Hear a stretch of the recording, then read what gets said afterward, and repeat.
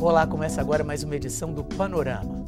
As imagens de um meteoro cruzando os céus da Rússia na última semana deixaram a população mundial estarrecida. Afinal, os avanços tecnológicos que nos permitem conquistas incríveis como pisar na Lua e explorar o espaço sideral ainda nos deixam vulneráveis a trajetórias de corpos celestes? Segundo a NASA, a Agência Espacial Americana, o meteoro caiu nos Montes Urais e tinha o poder destrutivo de 30 bombas de Hiroshima.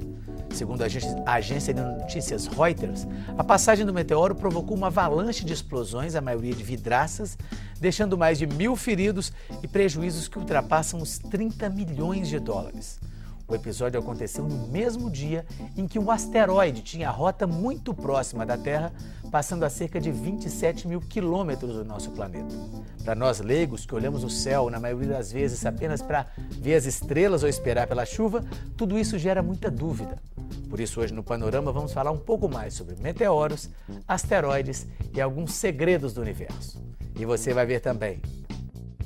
O que são meteoros e asteroides? E de que são feitos esses corpos celestes? O que provoca a queda desses fragmentos? Será que é possível hoje prever onde e quando isso vai acontecer?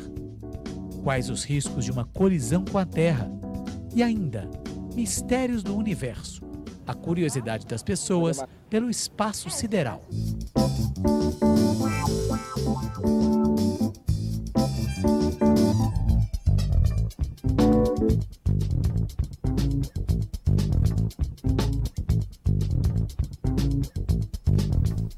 Aqui em nosso estúdio, os astrônomos Renato Las Casas, professor e coordenador do Grupo de Astronomia da UFMG, e Leonardo Marques Soares, especialista em educação em astronomia. Muito obrigado, Leonardo. Muito obrigado, Renato, pela presença. Claro. Renato, eu queria começar te perguntando o seguinte. A gente viu esses episódios, né, que a gente conseguiu descreveu basicamente aqui, do meteoro e do asteroide. Pelo que eu li, tive informação, o asteroide era uma coisa que já era previsível, que os estudiosos, as pessoas ligadas ao assunto já tinham planejado, já tinham medido, já sabiam onde e quando e como ia passar, e o meteoro não. E é isso mesmo? Tem coisas que dá para prever, tem coisas que não dá? Como é que é essa questão nessa... Tem coisas que dá para prever, tem coisas que não dá. Neste caso, nós estamos falando de corpos que não têm luz própria. Ou seja, eles são iluminados pelo Sol. Perfeito. Aí, para vermos esses corpos, é fundamental o tamanho deles. Este que passou, tirou um rasante aqui no nosso planeta, ele tinha entre 45 e 50 metros de diâmetro. 45 a 50 metros, perfeito. 45 a 50. Era um asteroide. Já este, não vamos dizer asteroide, esse meteoroide, quando ele entrou na atmosfera, segundo cálculos da NASA, ele tinha entre 15 e 17 metros. Já segundo cálculos de alguns colegas da União Soviética, ele era bem menor, no máximo 4 metros de diâmetro. Bem, um corpo por volta de 10 metros de diâmetro, ele pode nos pegar de surpresa, como este nos pegou de surpresa. Nós ainda não temos tecnologia, dependendo principalmente da direção que ele vier, nós ainda não temos tecnologia para vermos esse corpo com uma antecedência, até mesmo de poucas horas. Pois é, mas no caso, então, o grande fator de diferença da visualização ou não é literalmente o tamanho dele. Principalmente o tamanho. E a órbita também influencia, não tanto quanto o tamanho, mas também é um fator que devemos levar em consideração. Perfeito. Leonardo, a gente já falou do meteoro, já falou do asteroide, agora o Renato introduziu aí o meteoroide. E eu queria que você explicasse um pouquinho para a gente qual que é a diferença desses nomes. Uma coisa é diferente da outra, como é que é? Sim, meteoroide, né, que são esses corpos menores, como o professor falou, que ficam aí vagando ao redor do Sol no sistema solar. Caso ele entre na atmosfera, né, atraído pela gravidade da Terra, ele vai entrar na atmosfera e o atrito com o ar vai aquecê-lo. Né? E esse fenômeno, por ele aquecer, também ele encandece, ou seja, ele começa a emitir luz, né? Aí esse fenômeno, né, de incandescência e de desgaste desse meteoro na atmosfera, desse corpo na atmosfera, nós chamamos isso de meteoro, tá certo? Então, o meteoroide, né, um corpo, um pedaço de rocha que está vagando no sistema solar, se ele entra na atmosfera e encandece, nós chamamos de meteoro, popularmente conhecido como estrela cadente, certo? Caso ele consiga, né, chegar ao solo, e aí a amostra dessa rocha nós chamamos de meteorito, tá certo? Então o meteoroide ele pode virar transformar um meteoro e um meteorito também. Um meteorito, né? E a área que estuda, né, a formação e a estrutura mineralógica é chamada de meteorítica. Né? Então existe uma ciência para estudar justamente esses. Isso. E Renato, eles são feitos de quê? São rochas por exemplo, seria um material que eventualmente poderia até ser encontrado na Terra. Quando a gente fala de rocha, eu imagino uma rocha muito grande. É isso mesmo? É uma rocha. Muitas delas de origem basáltica. Esta, por exemplo, alguns pedaços dessa que caiu na Rússia, ela era formada basicamente por ferro. Cerca de 10% da constituição dela era ferro. Que coisa interessante. E o cometa? O cometa entra nessa coisa ou já é outra coisa completamente diferente? O cometa é um corpo pequeno, né? No sistema solar, aqueles corpos que não têm massa suficiente para ter a forma esférica devido à própria gravidade, são o que nós chamamos genericamente de corpos pequenos, que são os cometas, os asteroides e os meteoroides. Os cometas, eles são diferentes dos asteroides e dos meteoroides, principalmente porque eles têm material volátil na sua constituição. Basicamente, o CO2, o dióxido de carbono, o popularmente conhecido gelo seco. Ou seja, eles têm material que passa diretamente do estado sólido para o estado gasoso. Perfeito. Aí, então, quando um cometa vai se aproximando do Sol, ele vai aquecendo. Quando a superfície, ou pontos da superfície dele atinge a temperatura menos 53 graus centígrados, começa a haver esse processo de volatização, de sublimação. Esse gelo sujo, passa a virar gás, soltando então uma nuvem de gás e de poeira. Poeira, grãozinhos que estavam presos ali naquele gelo vão se soltando, formando a cabeleira do cometa. Por isso que a gente vê aquela imagem do cometa com a cabeleira, com a cabeleira, e parte daquele material vai ser soprado pelo vento solar, formando a cauda. Nós costumamos brincar dizendo que o cometa é o primo rico dos asteroides, porque eles têm essa roupagem suntuosa. Interessante. É interessante também lembrar que nós vamos ter a passagem de um cometa que vai ser fácil de avistar no final do ano. Ano agora? Final de novembro. A previsão está dele ser facilmente avistado um pouco antes do nascer do Sol. Ou seja, ele pode ser, inclusive pode ser o maior show. É um ISON. É o ISON. 2012 ISON. Pode ser o maior show, como nunca vimos um cometa igual. Mas por quê? Porque vai passar mais perto? Porque ele é maior? Não, porque ele vai passar ele é grande e vai passar tão perto do Sol que vai ganhar, então, uma cabeleira e uma cauda como nunca vimos tão grande assim. E bem brilhante. Mas tem um se. Tem um se. Se nesta passagem próximo do Sol ele não for tragado pelo Sol ou não se despedaçar. Mas se isso não acontecer, ele vai ser visível durante o dia, a olho nu.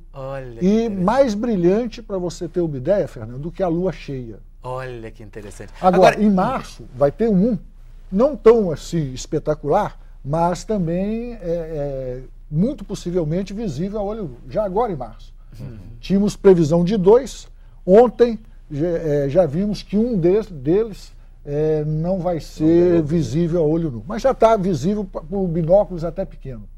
Pois é, agora tudo isso que vocês estão falando aqui, quer dizer, isso é uma coisa que dá para justamente prever com tanta precisão. Como que é feita essa previsão? Quer dizer, hoje alguém já se viu com os aparelhos que a gente tem, já viu esse cometa lá onde ele está, já fez o cálculo para saber que ele vai chegar no final do ano, vai ser visível para o Sol. É assim? Explica um pouquinho como é que a gente chega a essa, vamos dizer assim, a esse resultado tão preciso nesse caso. Nestes casos, desses cometas, é a primeira vez que eles estão passando por aqui. Casos de cometas, por exemplo, o Halley, o famoso Halley. Nós já conhecemos a órbita dele com muita precisão. E em uma nova aproximação, nós só temos que ver perturbações que ele pode ter sofrido no seu caminho. Esses dois que eu falei, eles não. Primeira vez que estão aproximando por aqui. Olha, em princípio, você descobrir um corpo, em princípio, se você tem 3 pontos da trajetória daquele corpo, você consegue traçar toda a trajetória. Em princípio. Agora, é claro, para você obter um ponto da trajetória, você tem uma certa imprecisão naquele ponto. Então, quanto maior o número de pontos você for colhendo a trajetória de um corpo, mais fácil você traçar a órbita dele. Bom, a gente conseguiu algumas imagens da passagem desse meteoro da passagem, não, da entrada do meteoro lá nos Montes Urais da Rússia. Vamos ver ali um pouquinho para a gente poder visualizar isso tudo que a gente está conversando. Por volta das 9 horas da manhã, horário local, esse motorista registra a imagem de uma bola brilhante cruzando os céus de Chelyabinsk, região central da Rússia.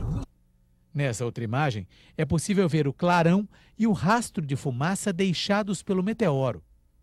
Nesse trecho, o cinegrafista consegue registrar a série de estrondos e explosões. A energia liberada pela passagem do meteoro foi equivalente ao poder de destruição de 30 bombas de Hiroshima. Segundo cálculos da NASA, antes de entrar na atmosfera, o meteoro tinha 17 metros e pesava cerca de 10.000 toneladas. Autoridades russas acreditam que o meteoro viajava a 30 km por segundo. Cerca de 1.200 pessoas teriam ficado feridas com os estilhaços lançados pela avalanche de explosões de portas e janelas. Os prejuízos são da ordem de 30 milhões de dólares. Equipes de resgate russas procuram vestígios do meteoro num lago russo, nas proximidades de Chelyabinsk, mas até agora não foram encontrados grandes fragmentos. Bom, Leonardo, essas imagens aí que a gente vê, quer dizer, é uma coisa um pouco assustadora, né? E pelo que o Renato coloca aqui, é um meteoro, micrometeoro, quer dizer, e aí, se vier um maior, a nossa vida complica, né? Não tão pequeno assim, né? Mas um fenômeno interessante, né, que vale a pena comentar, é exatamente a diferença da velocidade da luz e a velocidade do som, né, que possivelmente deve ter contribuído para afetar tantas pessoas. O que acontece? O fenômeno do meteoro, como eu falei, é luminoso, né? Deixa um rastro de poeira, porque ele vai, né, dissolvendo na atmosfera, e as pessoas avistaram, né? E as pessoas que avistam sempre chamam a atenção das outras, né? O pessoal está numa região fria, né? Então o pessoal está dentro de ambientes com janelas. Aí as pessoas foram chamadas para irem na janela para observarem o fenômeno, porque a luz chega bem rápido, né? Porque a velocidade dela é muito, né, maior do que o som.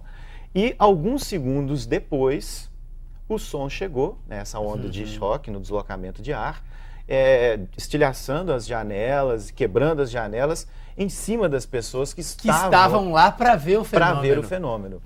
Então foi isso que aconteceu. Por isso que tantas pessoas se machucaram, né? O fenômeno durou tempo suficiente, né, segundos suficientes para as pessoas irem para as janelas, para tentarem observar, e quando elas estavam ali, a onda de choque, o som chegou arrebentando as janelas em cima delas. Renato estava dizendo que pelas imagens ali dá para se comprovar justamente que não houve relação entre essa questão do meteoro que entrou lá e do asteroide que estava passando do lado. Por quê? O que você viu ali que a gente não viu para poder dar essa... Tem vários motivos, né? As pessoas perguntam muito. É coincidência só no mesmo dia? Coincidência. Uma prova contundente disso é que a trajetória desse asteroide, o 2012 DA14, tem uma componente forte do sul para o norte. E olhando aquele primeiro vídeo, a gente vê o Sol estava nascendo e nós vemos este meteoro com uma componente do norte para o sul. Ou seja, ele vem da esquerda para a direita, ele está vindo do norte para o sul. Um está indo para um lado, outro está indo para outro. Oposto. Não, perfeito. A gente vai fazer um pequeno intervalinho, daqui a pouco a gente vai continuar falando sobre essa questão do meteoro, dos asteroides e de outros assuntos ligados aí também a essa questão do universo que nos deixa tão intrigados. Nós voltamos em instantes.